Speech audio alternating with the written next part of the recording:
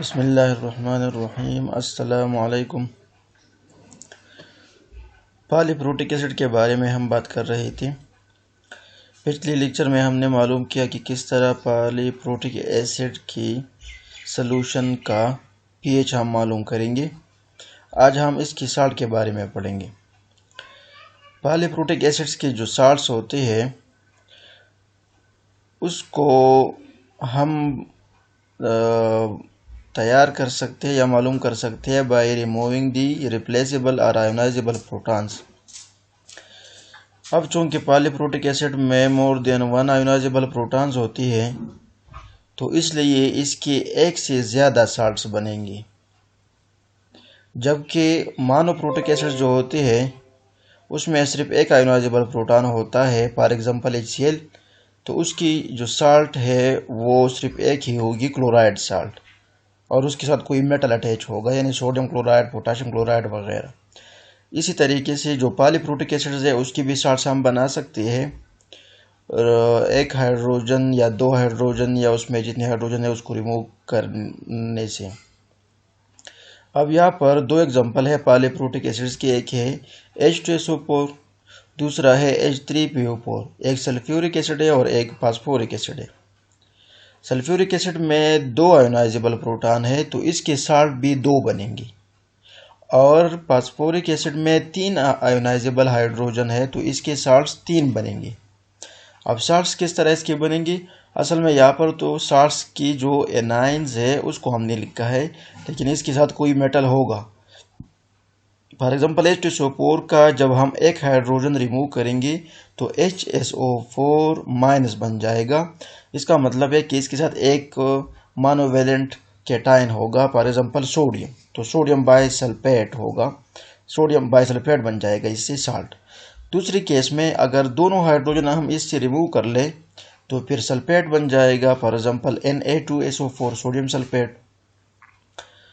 तो इसके दो साल्ट्स बन सकते हैं। इसी तरीके से H3PO4 की तीन बनेंगी, एक रिमूव करेंगे तो H2PO4 माइनस बन जाएगा, दो रिमूव करेंगे तो HPO4 2 माइनस आ जाएगा, और तीनों रिमूव कर लेंगे तो इसका PO4 3 माइनस यानी सिर्फ फास्फेट बन जाएगी। अब इसमें हमने मालूम करना है कि कौन से साल्ट्स एसिडिक है, कौन से बेसिक, कौन से एम्फोटेरिक है। अब इसके लिए आसान ये है कि इन साल्ट्स में जितनी भी प्रोटोनेटेड साल्ट होंगे, यानी वही साल्ट जिसमें हाइड्रोजन मौजूद हो, एक हो या दो हो लेकिन हाइड्रोजन उसमें हो, तो ऐसे प्रोटोनेटेड साल्ट जो होंगे वो एम्फोटेरिक इन नेचर होंगे। और जिसके साथ हाइड्रोजन मौजूद ना हो इसको हम कहेंगे अनप्रोटोनेटेड साल्ट्स, और ये होंगे बेसिक इन नेचर।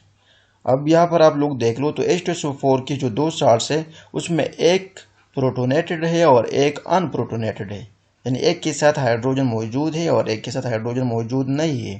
तो जिसके साथ हाइड्रोजन मौजूद है ये एम्फोटेरिक इन नेचर होगा, यानी ये एसिडिक भी होगा बेसिक भी होगा। एसिडिक होगा इस हाइड्रोजन की आयोनाइजेशन की वजह से, यानी ये हाइड्रोजन ये पानी में देगा तो ये एसिडिक होगा।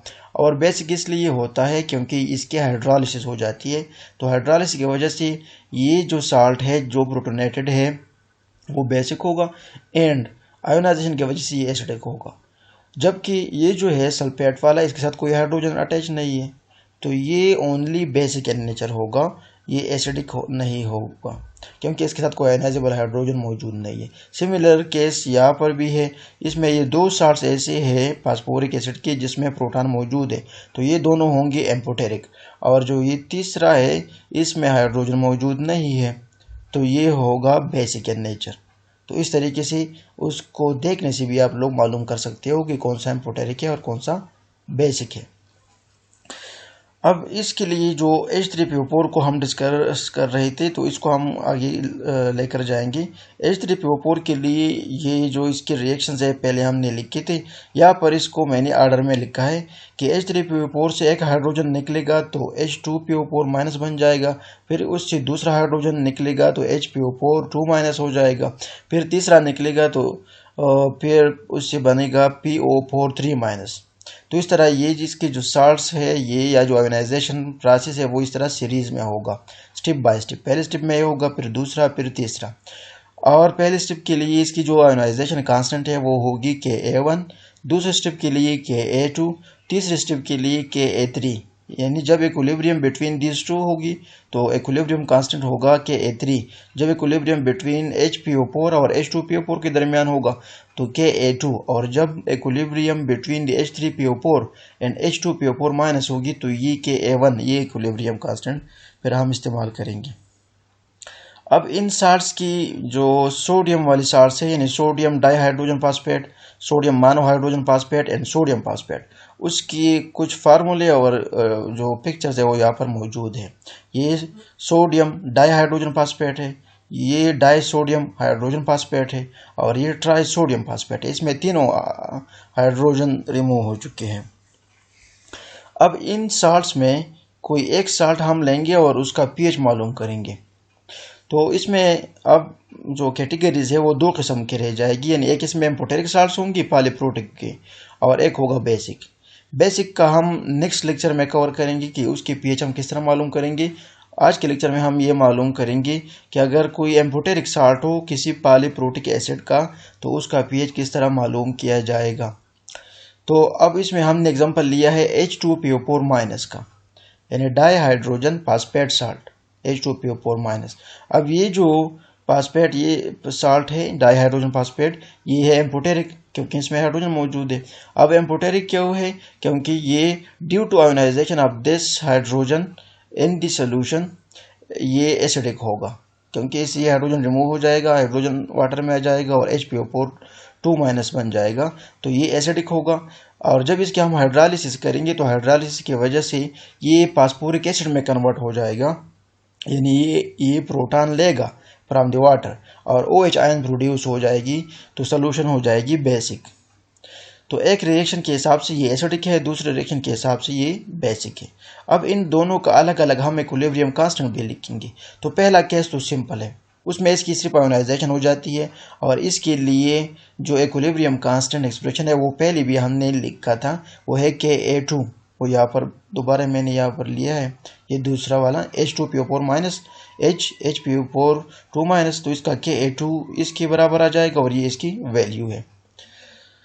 तो ये इक्विलिब्रियम कांस्टेंट एक्सप्रेशन इसकी हो जाएगी Ka2 और इसकी जो कांस्टेंट वैल्यू है वो 7.5 एंड 10-8। अब जो इसकी दूसरी केस है, यानी इसकी हाइड्रोलिसिस जो होगी तो वाटर से रिएक्शन करेगी और ये बन जाएगा। अब इसकी इक्विलिब्रियम एक्सप्रेशन पहले हमने नहीं लिखा है, लेकिन इसको हम यहाँ पर लिख सकते हैं और इसके लिए वैल्यू भी मालूम कर सकते हैं। अब इसको आप लोग देख लो, तो इसमें ये एसिड बनेगा और हाइड्रोक्सिल आयन प्रोड्यूस होगा पानी में, तो इस सारे रिएक्शन को हम हाइड्रोलिसिस कहते हैं। तो इसका जो इक्विलिब्रियम कांस्टेंट होगा उसको हम कहेंगे हाइड्रोलिसिस कांस्टेंट, तो उसको हम KH से रिप्रेजेंट करेंगे। KH is equal to KB। अब KB क्यों हमने लिखा? क्योंकि ये बेसिक सोल्यूशन प्रोड्यूस करता है, या ये जो सब्सटेंस है अब यहाँ पर इसकी बेसिक प्रॉपर्टी वो काबिल गौर है, तो हम KB लिखेंगे। लेकिन KB की वैल्यू हमारे पास मौजूद नहीं है, तो उसके मालूम करने के लिए हम क्या करेंगे, हम KW को Ka1 पर डिवाइड करेंगे। यानी इस रिएक्शन के लिए अगर पहले से Ka1 या Ka की वैल्यू मौजूद है तो KW को उस पर डिवाइड करेंगे तो KB की वैल्यू आ जाएगी, क्योंकि ये दोनों कंजुगेट एसिड बेस पेयर है। और ये हमने पहले किया था कि कंजुगेट एसिड बेस पेयर के लिए KW की वैल्यू हमेशा बराबर होती है Ka एंड टू KB, इन दोनों की मल्टीप्लिकेशन के बराबर होती है।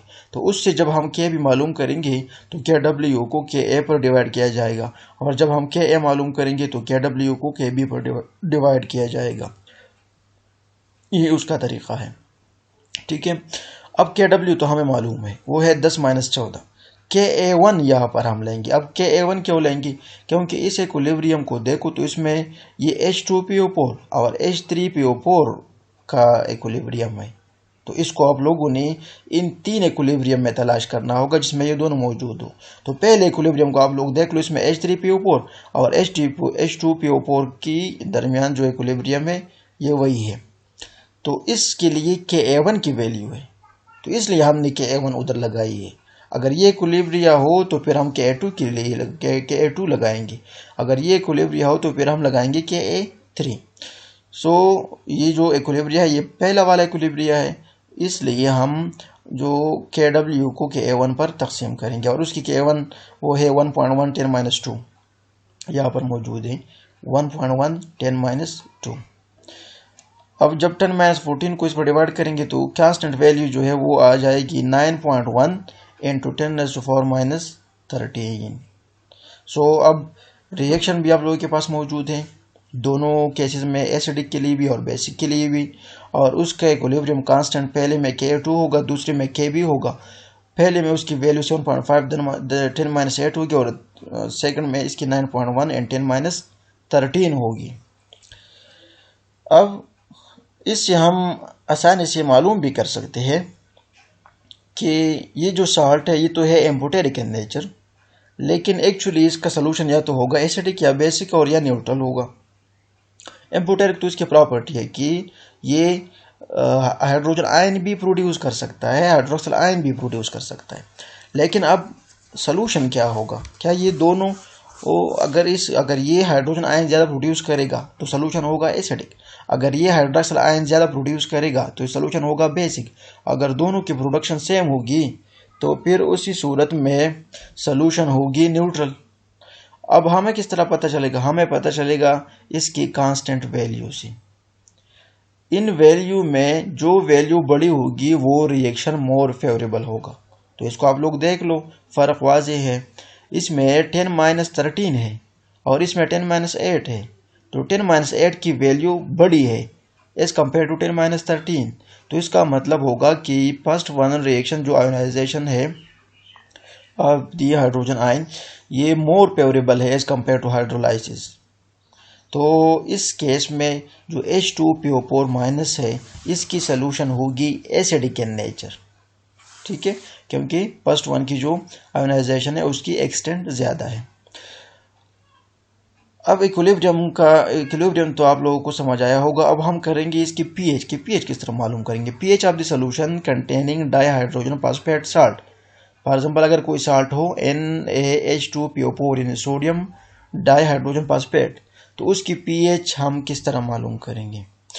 तो उसके लिए ये है कि पहले तो हमें जो टोटल हाइड्रोजन आयन कंसंट्रेशन है वही हमने सॉल्यूशन से मालूम करनी होगी। जब हम इस साल्ट को पानी में डालेंगे तो ये दो चीज़ें प्रोड्यूस करता है, एक हाइड्रोक्सिल आयन प्रोड्यूस करता है, एक हाइड्रोजन आयन।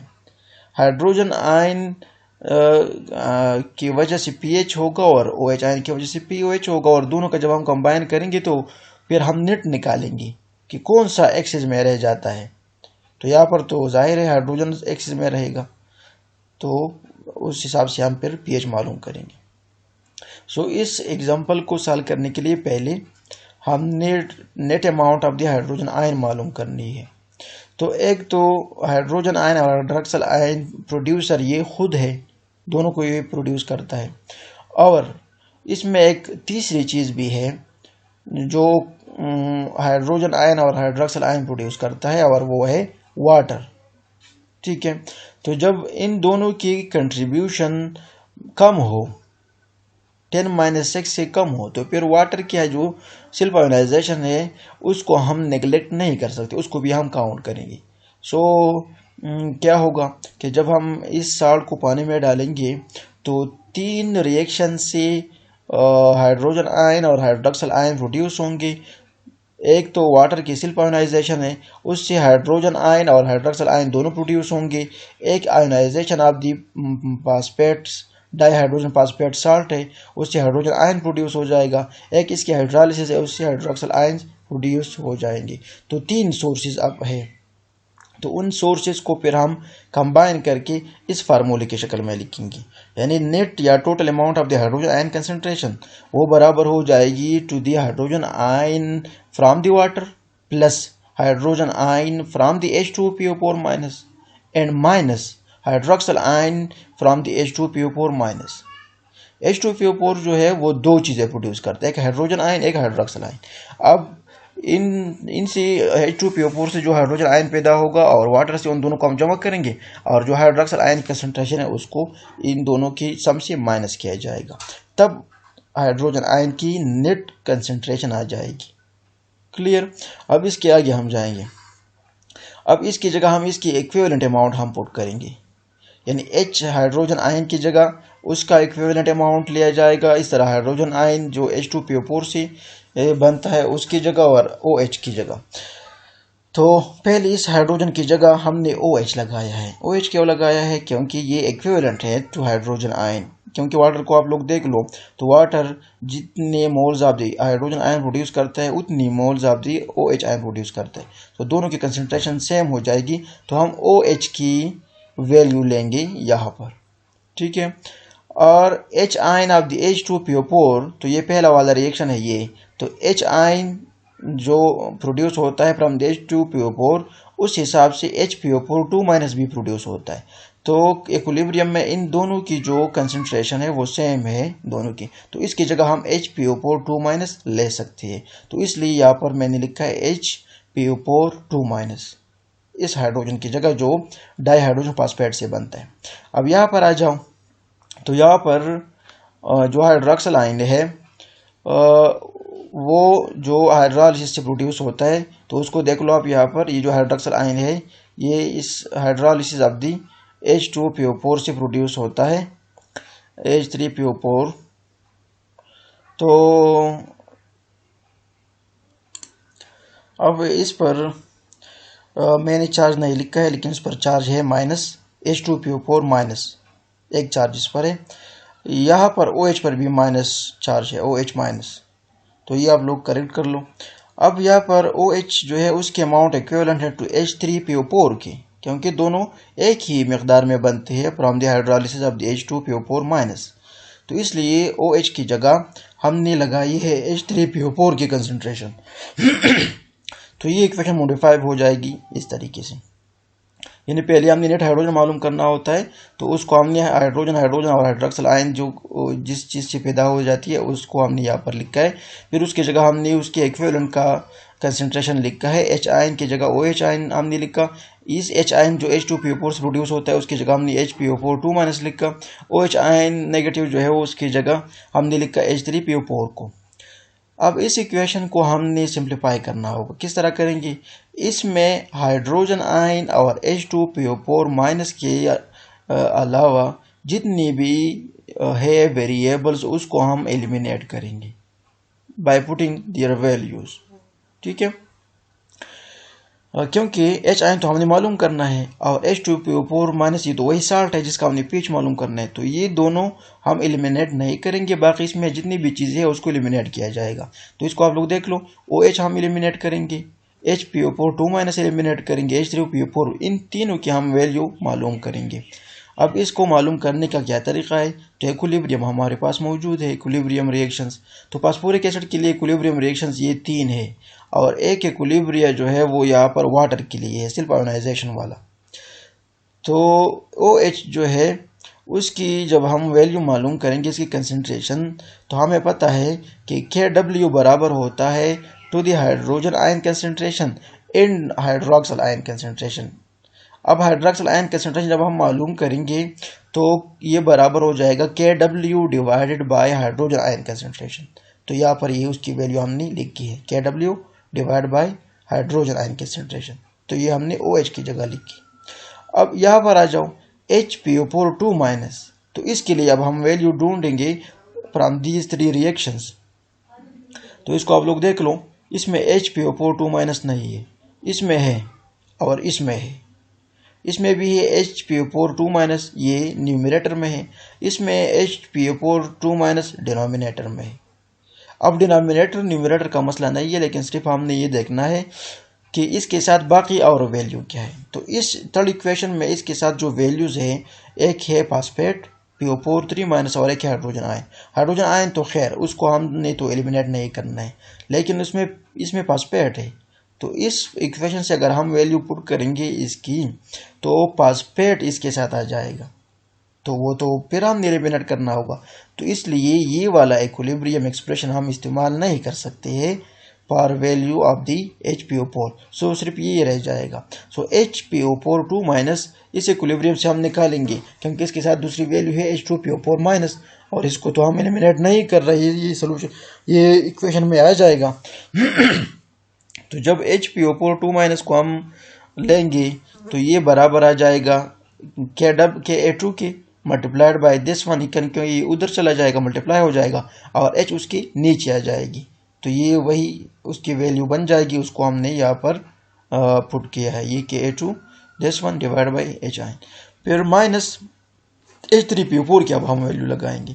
तो H3PO4 की वैल्यू फर्स्ट इक्वेशन से या फर्स्ट इक्विलिब्रियम एक्सप्रेशन से हम लगाएंगे, तो ये H3PO4 उधर चली जाएगी और KA1 यहाँ पर नीचे आ जाएगी, तो वही वैल्यू फिर हम यहाँ पर पुट करेंगे। तो H आइन H2PO4 माइनस और डिवाइड बाई KA1 वैल्यू अब हमने पुट की है इसमें, तो ये इक्वेशन बन जाएगी पर हाइड्रोजन आयन कंसंट्रेशन। अब इस इक्वेशन को सिंप्लीफाई करने के लिए हम मल्टीप्लाई करेंगे सारी इक्वेशन को हाइड्रोजन आयन से। तो जब हाइड्रोजन आयन से मल्टीप्लाई करेंगे इसके दोनों साइड्स को, तो ये हाइड्रोजन आयन स्क्वायर बन जाएगा, क्योंकि इसको हमने एक हाइड्रोजन आयन ये है एक इससे मल्टीप्लाई किया तो स्क्वायर बन जाएगा। ये सिर्फ KW रह जाएगी क्योंकि KH आयन जो है हाइड्रोजन आयन वो डिनोमिनेटर में है, एक इसको हमने मल्टीप्लाई किया, आपस में वो क्रॉस हो जाएंगे तो KW रह जाएगी, ये भी क्रॉस हो जाएगा तो KA2 और H2PO4 माइनस रह जाएगा, डिनोमिनेटर ख़त्म हो जाएगी इससे, और यहाँ पर इसके साथ H है तो ये H और H मल्टीप्लाई होकर स्क्वायर हो जाएगी। ठीक है, जो न्यूमरेटर में H होगा उसको हम स्क्वायर करेंगे और जो डिनोमिनेटर में H होगा उसको हम क्रॉस करेंगे विद दिस वन, जब हम मल्टीप्लाई करेंगे सारे इक्वेशन को, तो ये इक्वेशन आ जाएगी। अब इसको आगे हम सिंप्लीफाई करेंगे तो इसका हम LCM लेंगे, इन तीनों को हम ऐड करेंगे, तो H plus square is equal to इन तीनों का टर्म्स का हम LCM लेंगे, LCM इसका आ जाएगा KA1, और फिर यहाँ पर जब वैल्यू हम पुट करेंगे तो KA1 को KW से मल्टीप्लाई करेंगे तो KA1 KW आ जाएगा, फिर KA1 को इस चीज़ से मल्टीप्लाई करेंगे तो ये आ जाएगा KA1 KA2 into H2PO4 minus, और ये टर्म्स अपनी जगह पर एज सच लिखेंगे क्योंकि KA1 ये बराबर होगी तो फिर हम मल्टीप्लाई नहीं करते, तो ये LCM की तरीके से ये सम अप हो जाएंगी। अब फिर क्या करेंगे, ये KA1 को यहाँ से उठाकर हम इस साइड पर ले आएंगे तो ये ऊपर मल्टीप्लाई हो जाएगी with the hydrogen ion square, तो ये KA1 हाइड्रोजन आयन स्क्वायर और ये सारी जो लाइन है यहाँ पर रह जाएगी। अब हमने क्या करना है, इसको आप लोग देख लो, तो इसमें एक हाइड्रोजन स्क्वायर यहाँ पर है और एक हाइड्रोजन स्क्वायर यहाँ पर है, तो इन दोनों को अब हमने एक दूसरे के साथ लिखना होगा, तो इस टर्म को हम यहाँ पर लेफ्ट साइड पर ले आएंगे, जब इसको लेफ्ट साइड पर ले आएंगे तो ये प्लस हो जाएगी, तो ये इस तरह फिर होगा कि KA1 H प्लस स्क्वायर अपनी जगह पर आ जाएगा, और वही जो टर्म है H plus square into H2PO4 minus ये यहाँ पर आ जाएगी, और ये दोनों टर्म्स यहाँ पर रह जाएंगे। अब इन दोनों में H प्लस स्क्वायर को हमने कॉमन लेना है, तो ये हम कॉमन लेंगे तो यहाँ पर क्या रह जाएगा KA1, उसको हम ब्रैकेट में फिर लिखेंगे पैरेंथेसिस में, फिर प्लस, और फिर यहाँ पर आ जाएगी H2PO4 माइनस रह जाएगी, and this is equal to KA1 KW and this. फिर जब H प्लस हम मालूम करेंगे तो H प्लस यहाँ पर हम अकेला छोड़ देंगे, और इसका जो मल्टीप्लाई वाला ये टर्म है इसको हम दूसरे साइड पर ले जाएंगे तो ये डिनोमिनेटर में आ जाएगी, तो इस तरह इक्वेशन बन जाएगी। अब ये तकरीबन फाइनल इक्वेशन आ गई। अब हमने H मालूम करना है, यानी pH की तरफ हम जाएंगे तो सिर्फ H मालूम करेंगे, तो दोनों का हम स्क्वायर रूट लेंगे, स्क्वायर रूट लेने से इससे 2 तो ख़त्म हो जाएगी तो H प्लस आ जाएगा और इस पर स्क्वायर रूट आ जाएगी इस तरह, तो ये फाइनल इक्वेशन आ जाएगी। अब इसमें हम एक सपोजिशन लेते हैं, और वो ये है कि हमें पता है कि KA1 और KW को जब हम मल्टीप्लाई करेंगे तो इन दोनों की कंबाइन वैल्यू बहुत स्मॉल हो जाएगी, क्योंकि KW की वैल्यू है 10-14 और KA1 की 10-2, दोनों को मल्टीप्लाई करेंगे तो तकरीबन 10-16 आ जाएगी। So 10-16 is very very small as compare to this term, क्योंकि इस टर्म में कंसंट्रेशन ऑफ द साल्ट मौजूद है वो अमूमन ज़्यादा होती है, तो इसलिए ये जो टर्म है न्यूमरेटर में, ये जो वाला टर्म है ये KA1 एंड KW ये बहुत ज़्यादा स्मॉल है as compare to this term. Similarly denominator में KA1 is very very small as compare to salt concentration. तो फिर इन दोनों को हम निगलेक्ट करेंगे। जब इन दोनों को निगलेक्ट किया जाएगा तो ये इक्वेशन आ जाएगी, यानी सिर्फ Ka1 Ka2 H2PO4 माइनस रह जाएगा ऊपर, क्योंकि इन दोनों को हमने निगलेक्ट कर दिया। और यहाँ पर H2PO4 सिर्फ आ जाएगी, Ka1 को हमने निगलेक्ट कर दिया। अब इसमें H2PO4 ऊपर भी है नीचे भी है, ये दोनों आपस में क्रॉस हो जाएंगी, तो लास्ट में रह जाएगी Ka1 and Ka2। So last फिर hydrogen ion concentration will be equal to Ka1 Ka2 under the root, ये आ जाएगा। तो इससे फिर हम हाइड्रोजन आयन कंसंट्रेशन मालूम करेंगे ऑफ दी एम्फोटेरिक साल्ट, और फिर उसका हम नेगेटिव लॉग लेंगे तो पीएच आ जाएगी। ठीक है, अब ये क्या शो करते हैं, ये शो करती है कि जो हाइड्रोजन आयन कंसंट्रेशन है वो इंडिपेंडेंट है on the concentration of the salt. इसमें कंसंट्रेशन ऑफ द साल्ट को हमने वो एलिमिनेट कर दिया, वो आपस में क्रॉस हो जाएगी, तो उस पर ये डिपेंडेंट नहीं है। और जब इसका हम नेगेटिव लॉग लेंगे तो नेगेटिव लॉग लेने से इसका फार्मूला इस तरह जाएगा कि P H is equal to half PKA1 plus PKA2, और या ये पहले इसकी वो हाफ लिखा जाएगा, हाफ असल में इस स्क्वायर रूट की वैल्यू है। तो ये लॉग के कानून में हम इससे पहले लेते हैं, और नेगेटिव लॉग ऑफ Ka1 बराबर होगा PKA1 के, और नेगेटिव लॉग ऑफ Ka2 के बराबर होगा PKA2 के, और नेगेटिव लॉग ऑफ H बराबर होगा PH के। तो इस तरह इक्वेशन फाइनल आ जाएगी। अब डाई हाइड्रोजन फास्फेट की साल्ट्स हो तो उसकी पीएच हम इस फार्मूले से मालूम करेंगे। ठीक है, अब इस फार्मूले को हम जनरलाइज करेंगे, जनरलाइजिंग द फार्मूला। तो जनरलाइजेशन क्या है कि H3PO4 के लिए जो इक्विलिब्रियम रिएक्शंस है वो हमने इस तरह लिखी है ऑर्डर में, यानी इससे एक हाइड्रोजन निकलेगा तो ये बनेगा, फिर उससे एक हाइड्रोजन निकलेगा तो ये बनेगा, फिर उससे एक हाइड्रोजन निकलेगा तो ये बनेगा। और हर इक्विलिब्रियम के लिए उसकी कांस्टेंट वैल्यू है Ka1 Ka2 एंड Ka3। अब इसमें ये तो एसिड है, इसका तो पिछले लेक्चर में हमने पीएच मालूम किया था। अब ये तीनों साल्ट्स है, अब इन तीनों साल्ट्स में ये दो एम्फोटेरिक है, तो इस लेक्चर में हमने एम्फोटेरिक के लिए इक्वेशन निकालनी थी और वो हमने निकाल ली कि pH is equal to half PKA1 plus PKA2। और ये जो साल्ट है बेसिक वाला, ये हम नेक्स्ट लेक्चर में करेंगे। तो अब इस फार्मूले को हम जनरलाइज करेंगे इन दोनों साल्ट्स पर, ताकि आप लोगों को मालूम करने में आसानी हो। यानी जब एग्ज़ाम में या पेपर में न्यूमेरिकल क्वेश्चन आता है तो फिर आप लोगों ने ये सारी डेरिवेशन नहीं करनी होती है, आपको फार्मूला याद होना चाहिए। तो याद करने का आसान तरीका ये है कि जो साल्ट्स, फॉर एग्जाम्पल अगर मैं ये साल्ट ले लूँ HPO4 2-, तो HPO4 2- जो है वो एक साइड से उसकी आयोनाइजेशन होती है, राइट साइड वाला जो ये इक्विलिब्रियम है इसकी ये आयोनाइजेशन है, एंड लेफ्ट वाला जो ये रिएक्शन है ये इसकी हाइड्रोलिसिस है। तो इन रिएक्शंस में जो साल्ट्स हम लेंगे, फॉर एग्जांपल ये वाला साल्ट्स, तो इसकी एक साइड पर इसकी आयोनाइजेशन होती है, दूसरी साइड पर इसकी हाइड्रोलिसिस होती है। तो इनकी जो दोनों साइड्स की कांस्टेंट वैल्यू है वही हम लेंगे। तो इस साल्ट की पीएच बराबर हो जाएगी हाफ PKA2 एंड PKA3। इसमें हम PKA1 नहीं लेंगे क्योंकि PKA1 इस साल्ट में इन्वॉल्व नहीं है।